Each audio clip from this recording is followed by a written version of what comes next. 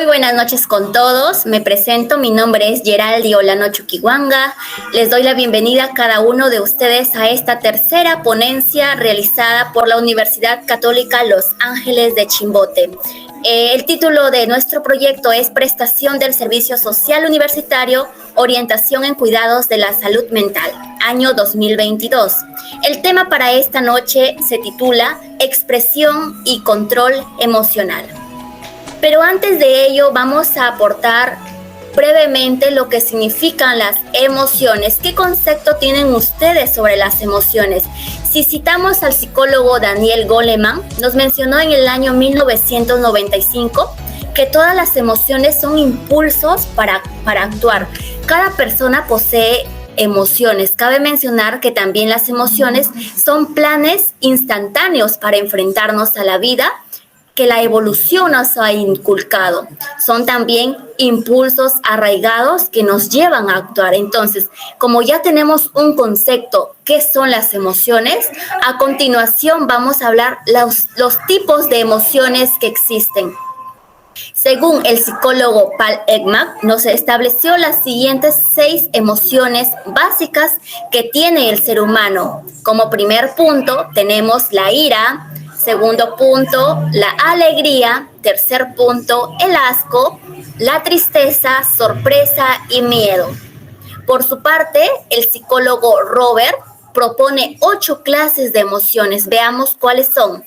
Está la aceptación, la alegría, al igual que Paul Ekman, esperanza, disgusto, tristeza, temor, sorpresa e ira. Si nosotros nos percatamos, visualizamos que al igual que Paul Ekman, el psicólogo Robert también considera emociones básicas de la persona, la sorpresa, la ira, la tristeza y la alegría. ¿Cuáles son los que añade? Añade la aceptación, la esperanza, el disgusto y el temor. A continuación les hablaré también las emociones básicas según el psicólogo Plugin, donde nos menciona una de ellas es el susto, como también el remordimiento. ¿Sabían ustedes que el remordimiento es una emoción que posee el ser humano? Dentro de ello también tenemos el amor. ¿Cuántos de ustedes han sentido amor por sus parejas, por su familia? También llega a ser una emoción parte del ser humano. La decepción, la alevosía, la sumisión, el desprecio y el optimismo. Cada una de estas emociones son tipos de emociones, cabe la redundancia, que posee la persona. A continuación, les voy a hablar sobre el control emocional, ya desglosando el título de nuestro proyecto, que es Expresión y Control Emocional. Nos planteamos la pregunta, ¿qué entiendes por control emocional? Sabemos muy bien que el control emocional se lleva a cabo con el único objetivo de entender, de controlar nuestras emociones. Cada una de las emociones que hemos visto anticipadamente, a las que una persona se puede ver expuesta, ya sea al contexto en donde se encuentre, en su día a día, y que generan respuestas por parte del cuerpo hacia ellas. Entonces, ya sabemos lo que es el control emocional. Como muy bien dice su nombre, controlar nuestras emociones. Después de ello, ¿por qué crees tú que se realiza el control emocional? Debemos saber que el control emocional ayuda a manejar mejor los problemas que se nos sitúan en nuestro día a día. Tenemos 7 puntos importantes. Como primer punto, el control emocional, escuchen mucho ojito, ayuda a manejar mejor los problemas. Claro, ¿no? Porque si nosotros poseemos mucha ira ante un problema, mucha tristeza, se va a salir de control. Como también el control emocional ayuda a disminuir el desgaste psicológico y permite hacer frente a las dificultades que aparecen en el día a día. Entonces, va a ayudar a disminuir el desgaste psicológico, va a ayudar a manejar mejor los problemas, como también va a permitir controlar los sentimientos y las emociones de la persona. Después de ello, tenemos que también el control emocional ayuda a manejar mejor los problemas, genera potencia la autoestima, estimula las relaciones interpersonales de la sociedad y como también mejora el rendimiento de la persona en distintos ámbitos, ya sea académico como social y familiar. También el laboral tenemos, ¿no? En nuestro trabajo. Una vez visto estos puntos del por qué se realiza el control emocional, vamos a pasar en qué consiste el control emocional. Vamos a ver qué es lo que nos quiere decir. Si nos enfocamos y nos plasmamos cuando una persona se expone a un estímulo, se genera una emoción, ¿verdad? Cuando estamos en un problema o cuando nos situamos en un momento de alegría o sorpresa, se va a generar una emoción y esta emoción va a producir a su vez reacciones fisiológicas, aunque el tipo de reacción y su intensidad va a variar en cada función de la persona, ya que algunas son más sensibles que otras. Como bien sabemos, cuando tenemos tristeza, angustia, va a llegar un momento que nos vamos a poner más sensibles, pero debemos saber que puede actuar impulsivamente sin reflexionar ni tener en cuenta las consecuencias de sus actos. Si nos enfocamos en la ira también, el odio, el miedo, la confusión o la irritabilidad, entre muchas otras, van a producir una actividad en el cuerpo, en nuestro cuerpo, y pueden interferir en la conducta de la persona, en su comportamiento de la persona. Cabe mencionar que la capacidad de sentir una emoción, chicos, es innata en todas las personas, en ti, en mí, en todos. Aunque debemos saber que la forma de reaccionar a ellas puede aprenderse modificando el resultado de la actividad de la persona. Una vez visto en qué consiste el control emocional, vamos a pasar cuáles son sus beneficios de la misma, cuáles son los beneficios del control emocional. Vamos a mencionar las ventajas y los consejos que podemos ver en esta noche. Las ventajas, tenemos que el beneficio del control emocional nos va a ayudar a mejorar el bienestar emocional, subir nuestra autoestima, nuestro amor propio, aumentar nuestra concentración, como también ayudar en la toma de nuestras decisiones. Esas son 4 ventajas del control emocional, de los beneficios que nos puede traer. Los consejos, aparte de ello, es la reafirmación, la distracción. Debemos posponer nuestras preocupaciones porque debemos tener en cuenta que las preocupaciones desgastan a la persona, nos desgastan físicamente y psicológicamente. Y debemos encontrar el porqué de tus emociones. Debes plasmarte esa pregunta. Cuando tú te sitúes en un momento de preocupación, de tristeza, debes preguntarte y plasmarte, ¿por qué estoy triste? ¿Qué debo hacer para cambiar esta emoción? Y a continuación tú mismo vas a tener la respuesta ante esa emoción. La siguiente nos dice, ¿qué ocurre cuando tus emociones se descontrolan? Llega un momento cuando no puedes controlar tus emociones. ¿Te ha pasado a ti? Me ha pasado a mí y es parte del crecimiento de la persona. Vamos a ver qué es lo que ocurre. En la imagen que nos propone tenemos a 2 personas, un varón y una mujer, ¿verdad? ¿Cómo visualizamos a la mujer? Está llorando.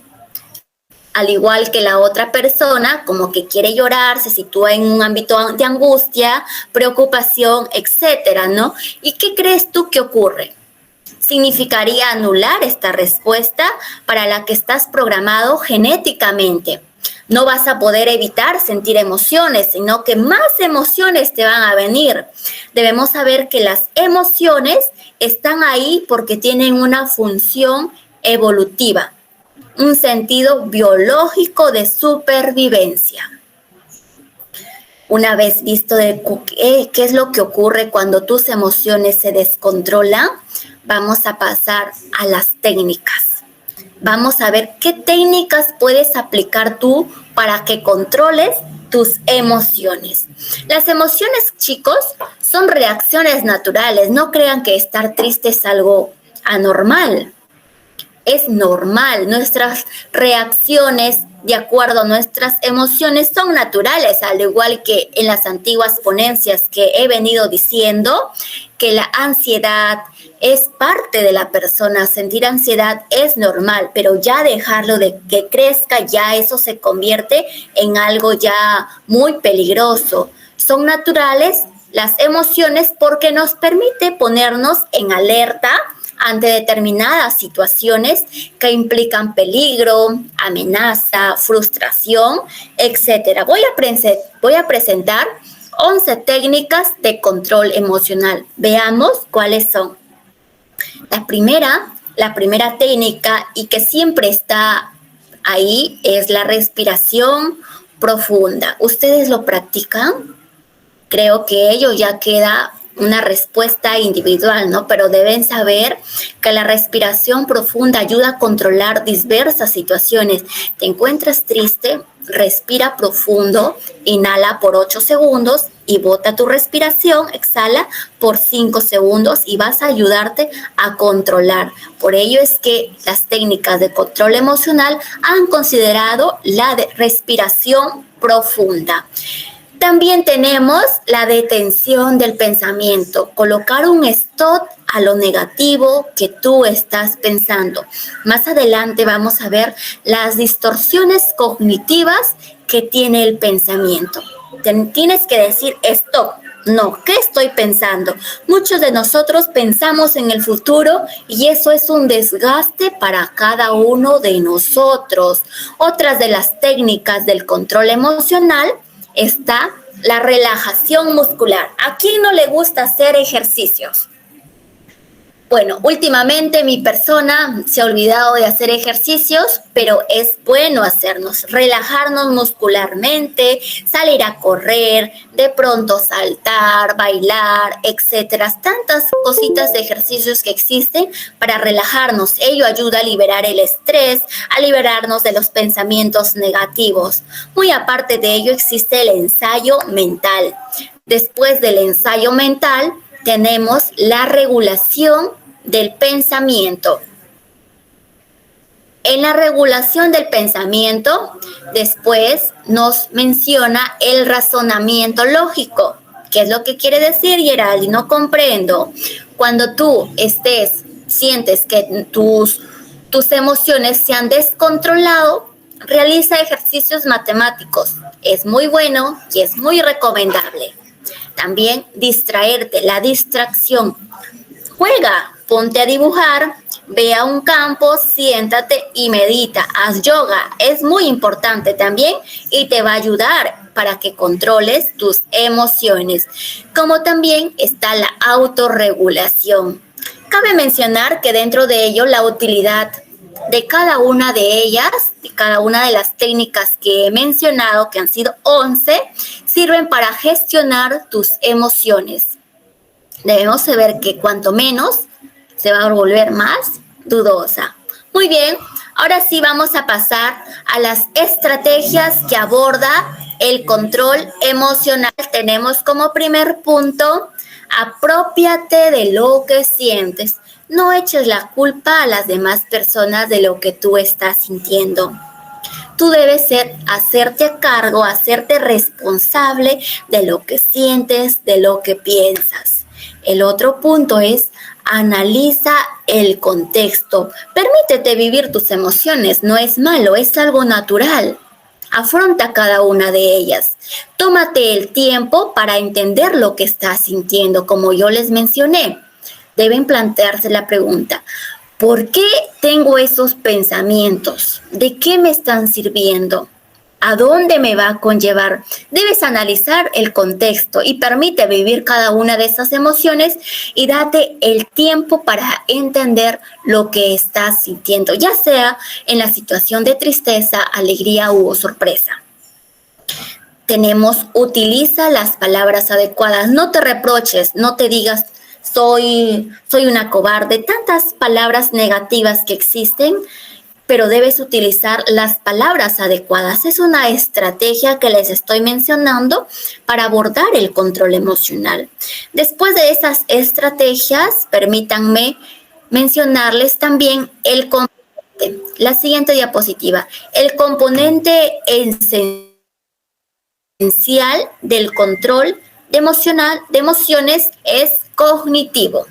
Vamos a ver, ¿por qué creen ustedes que el componente esencial de nuestras emociones es cognitivo? Veamos. El componente esencial de la regulación emocional es de índole cognitivo, ya que será la manera de interpretar las situaciones concretas la que condicionan las reacciones emocionales. Entonces, ¿por qué? Porque nos va a ayudar a interpretar las situaciones concretas en donde nosotros nos encontramos. Un ejemplo que les puedo dar a conocer es la manera de interpretar un comentario negativo. De pronto, todos creo que tienen redes sociales, subes una fotito y recibes un comentario negativo. Entonces, vamos a ver tú cómo lo interpretas ese comentario. Ese comentario negativo que nos hacen ser como una ofensa, la que origina una reacción emocional de enfado o malestar hacia esa persona. O por lo contrario, puede ser interpretado como una intencionalidad positiva y por tanto el malestar desaparecerá. Algunos lo tomamos como humor, ¿no? Pero hay personas que se lo toman muy a pecho y lo pueden considerar como una ofensa. Por ello es que el componente esencial es cognitivo porque nos permite interpretar esas situaciones. Es por esto que el dominio, chicos, de los pensamientos nos garantiza la regulación emocional. Nos centramos en la imagen, vemos un montón de emociones, de ira, de asco, de tristeza, de enfado, de asombro, etc., etcétera. Muy bien. Vamos a ver cómo controlar las emociones. La siguiente diapositiva nos dice que regular las emociones va a implicar diversos contextos. Primero, tomar conciencia de la interacción que existe entre la emoción, la cognición, que es nuestro pensamiento, y nuestra conducta, o sea, nuestro comportamiento. Expresar las emociones también de forma apropiada, comprendiendo que el estado emocional interno no necesita corresponderse con la expresión externa, tanto en uno mismo como en los demás. Muy aparte de ello, también regular las emociones va a implicar el autocontrol de impulsividad. Va a controlar nuestra ira, nuestra violencia, nuestros comportamientos de riesgo y la tolerancia a la frustración. Ello va a permitir prevenir los estados emocionales negativos, que está ahí, el estrés, la ansiedad, la depresión. Anteriormente les mencioné qué significaban cada uno de esos términos. También va a implicar afrontar emociones mediante la utilización de estrategias de autorregulación que mejoren la intensidad y la duración de tales estados emocionales. Autogenerar de forma voluntaria y consciente emociones positivas, que está la alegría, aparte de ello está el amor, el humor, y fluir y autogestionar el propio bienestar subjetivo para una mejor calidad de vida. Entonces ya estamos viendo puntos relevantes para poder controlar nuestras emociones. Pasamos a la siguiente diapositiva, donde vamos a hablar el control de emociones. A ver, vamos a ver cuántas técnicas nos puede tener. ¿De qué nos sirve controlar nuestras emociones? Uno, vamos a tener mucha tolerancia a la frustración, vamos a poder manejar la ira, el desarrollo de la empatía, vamos a poder desarrollar en ello, como también vamos a tener habilidades para afrontar situaciones de riesgo y la capacidad de retrasar gratificaciones. Eso es lo que nos permite controlar nuestras emociones. Algo muy importante es que vamos a poder desarrollar nuestra empatía. Vamos a poner en práctica ello. ¿Qué es la empatía? Saber lo que la otra persona siente, ponerse en la situación de la otra persona. En otros términos, como lo considera la sociedad, ponerse en los zapatos de la otra persona. La siguiente diapositiva tenemos técnicas para la regulación emocional. Claro, Geraldi, anteriormente mencionaste algunas técnicas. Sí, vamos a ver estas técnicas, pero de la regulación emocional. Llega a ser el diálogo interno contigo mismo, dialoga contigo mismo. No creas que conversar contigo mismo o solito significa que estás loco. No, es muy importante el diálogo interno, permitirte tú preguntar por qué sientes eso, por qué estoy pasando esta situación. Ese es el diálogo interno que nos va a permitir regular nuestras emociones. También el control de estrés, que está la relajación, meditación, respiración. Como les mencioné anteriormente, que la meditación es muy importante. Vayan al campo, siéntense abiertamente en el ambiente y mediten. Relájense, hagan ejercicio y respiren profundamente. También las autoafirmaciones positivas. Soy guapa, soy bella, soy guapo, yo puedo, soy inteligente. Esas son autoafirmaciones positivas. Cambiemos esa distorsión cognitiva del pensamiento negativo a una positiva. La asertividad también es una de las técnicas de la regulación emocional, la reestructuración cognitiva. A este punto vamos a llegar más adelante, el cómo tú puedes reestructurar tus pensamientos, nuestra imaginación emotiva y la atribución causal. Muy bien, vamos a hablar ahora a este punto que son las distorsiones cognitivas. Veamos. ¿Qué es lo que quiere decir?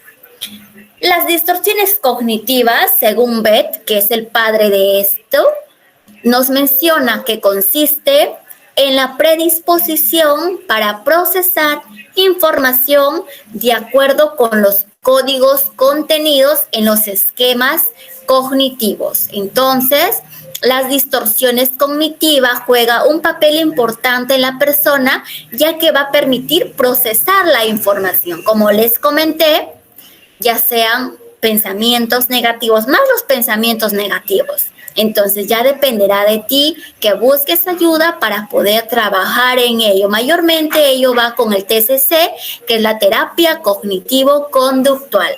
Seguido de ello vamos a ver ¿cuáles son las distorsiones cognitivas? Tenemos 14 distorsiones cognitivas más frecuentes en el ser humano. Vamos a ver, una de ellas es el filtraje. ¿Tenían ustedes conocimiento de estas distorsiones cognitivas? Vamos a ver qué es lo que significa el filtraje. Cuando hablamos de filtraje, nos referimos a que selecciona un solo aspecto de la situación, no percatándose de otros aspectos que lo contradicen. Habitualmente se filtra lo negativo y lo positivo se olvida. Llega una persona y te comienza a hablar cosas bonitas, cosas negativas, pero tú solamente vas a rescatar las cosas negativas. Eso es lo que quiere decir el filtraje. Tenemos un ejemplo, nos menciona, en una evaluación, un solo comentario negativo sobre nuestro trabajo puede pesar más que los comentarios positivos. Claro, los comentarios negativos afectan muchísimo a las personas. Es así que también lo positivo te llega a sobrepasar, no vas a pensar, pero rescatas lo negativo. Ya vimos un ejemplo. La otra distorsión cognitiva, tenemos el pensamiento polarizado. ¿Qué es lo que quiere decir el pensamiento polarizado, Geraldi? Valorar o percibir los acontecimientos de forma externa sin tener en cuenta los aspectos intermedios. Entonces, acá vamos a valorar o percibir también los acontecimientos de forma extrema, sin tener en cuenta los aspectos intermedios.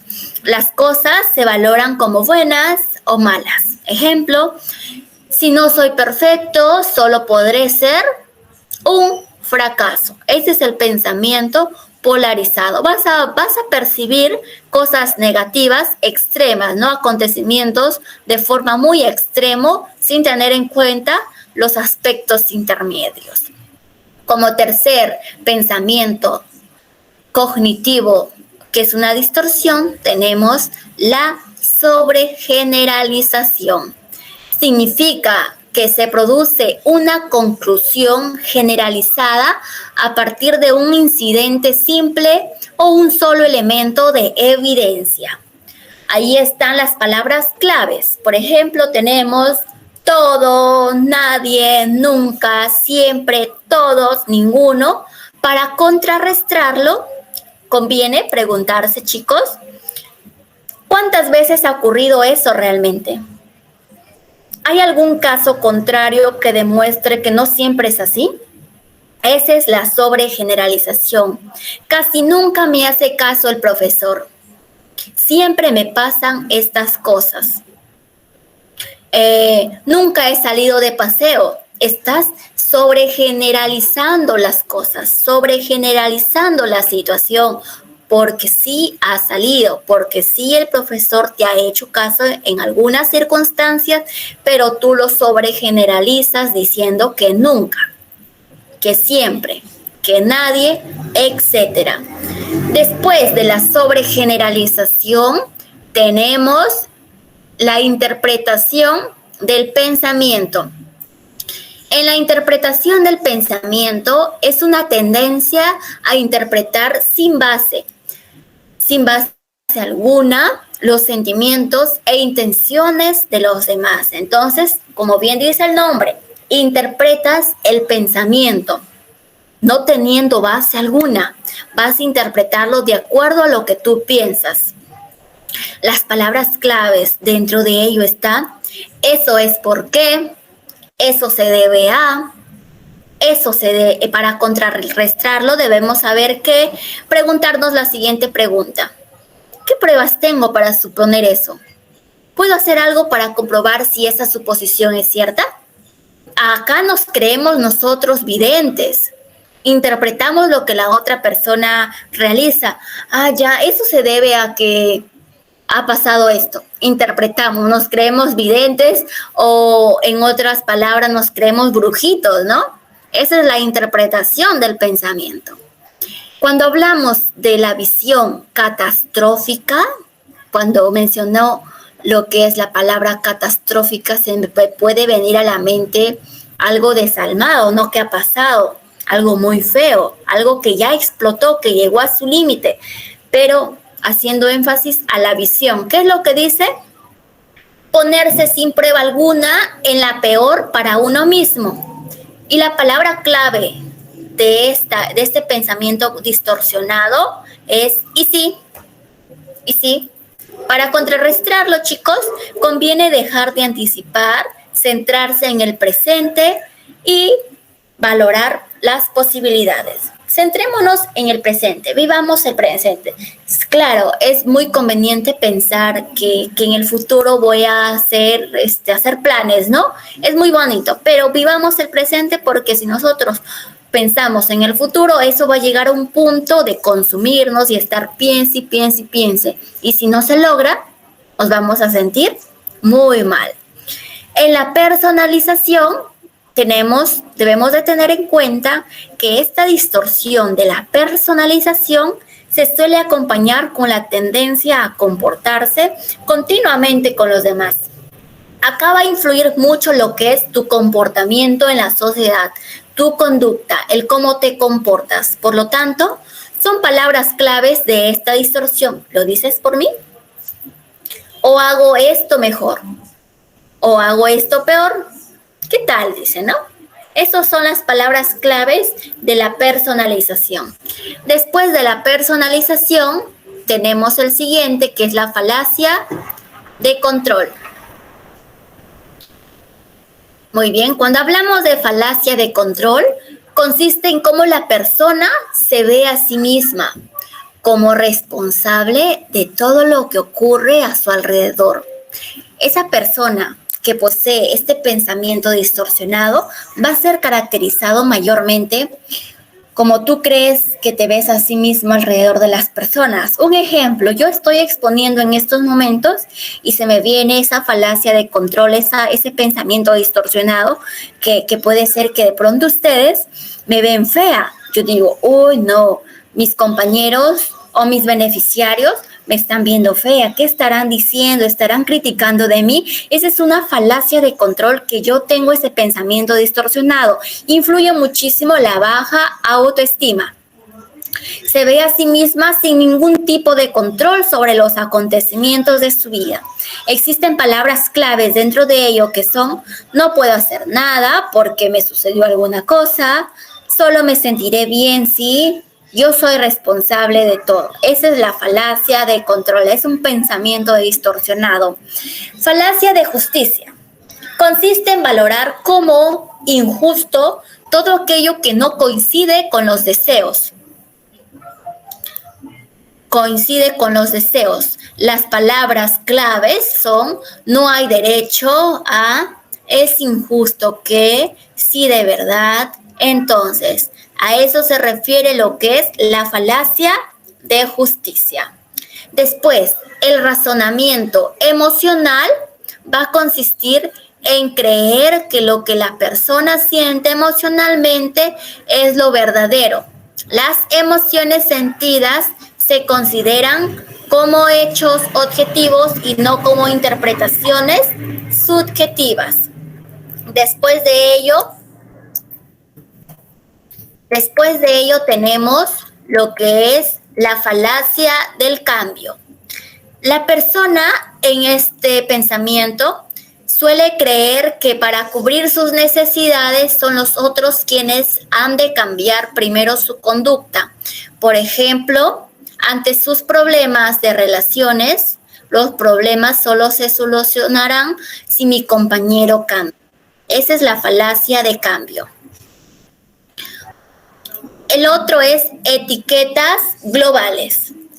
Nos referimos a etiquetas globales cuando consiste en poner un nombre general o etiqueta a nosotros mismos o a los demás. Debemos saber que casi siempre designándoles con el verbo ser.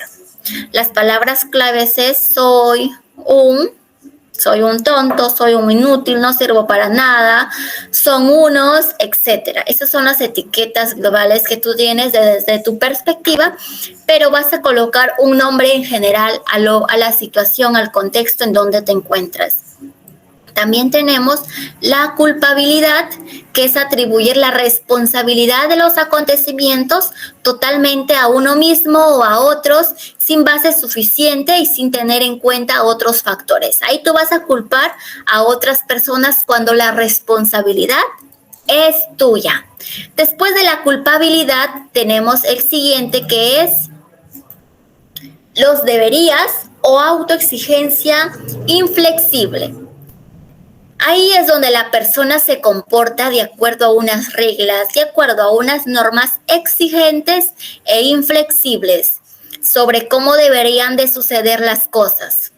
Cualquier desviación de esas reglas o normas se considera intolerable y conlleva una alteración emocional. Entonces ya sabemos lo que hace referencia los deberías o autoexigencia inflexible. Después de ello tenemos la falacia de razón. Consiste en poner un nombre general o etiqueta a nosotros mismos o a los demás, casi siempre designándoles con el verbo ser. Y la falacia de recompensa divina se entiende a no buscar la solución a las dificultades o problemas, suponiendo que o bien la situación mejorará. Ahí tenemos mágicamente en el futuro, o bien se tendrá una recompensa por el sufrimiento actual.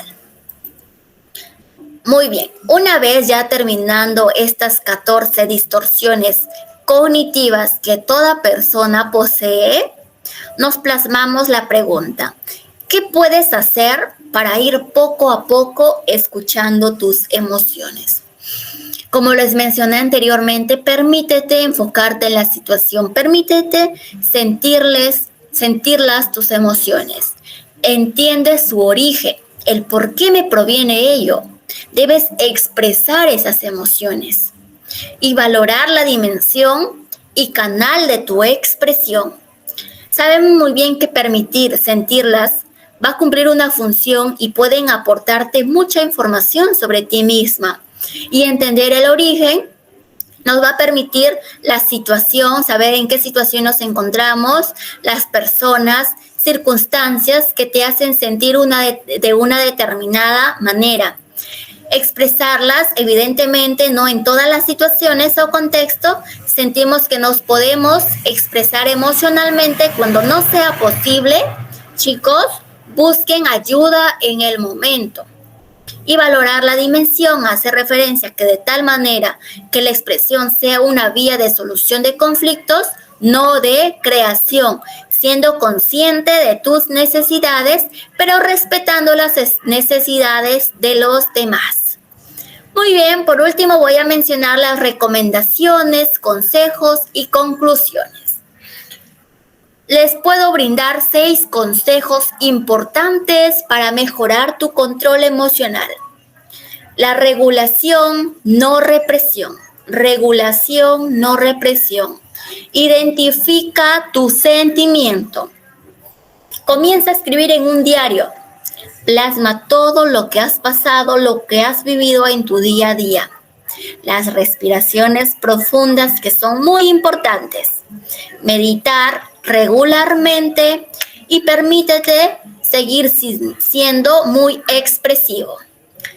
La conclusión final de la exposición, podemos concluir que las emociones son la fuerza que activan y dirigen nuestro comportamiento y que yacen a todas las tendencias por la supervivencia. Asimismo, concluimos que estas son reacciones subjetivas al ambiente en el cual se van a acompañar por la respuesta de las neuronas y hormonas, las cuales generalmente se experimentan agradable o desagradable y se consideran reacciones adaptativas que afectan nuestra manera de pensar y de desarrollarnos. Hasta acá ha llegado lo que es nuestra exposición de esta noche. Para concluir, vamos a mencionar lo que son algunas de las distorsiones que he mencionado que ustedes deben saber. Tenemos algunos ejemplos de las distorsiones que he mencionado. Uno de ellos fue el filtraje, que el ejemplo que les puedo mencionar es: tras un viaje, Mario le dice a sus amigos: el vuelo fue horrible, lo he pasado fatal, eso ha empañado todo el viaje. Está minimizando las cosas, ¿correcto? Eso es lo que quiere decir el filtraje. Y la sobregeneralización, por ejemplo, tenemos: seguro que piensa que soy un incompetente. Esa es la sobregeneralización. Es la tendencia a pensar que si algo nos ha ocurrido una vez, otras van a venir. Este pensamiento hace que saquemos una conclusión de casos muy aislados, haciendo que sea válido para todo. Por ejemplo, si me despiden, me van a despedir en todos los trabajos en el futuro. Estás generalizando las cosas de acuerdo a un acontecimiento que hayas tenido, una experiencia negativa.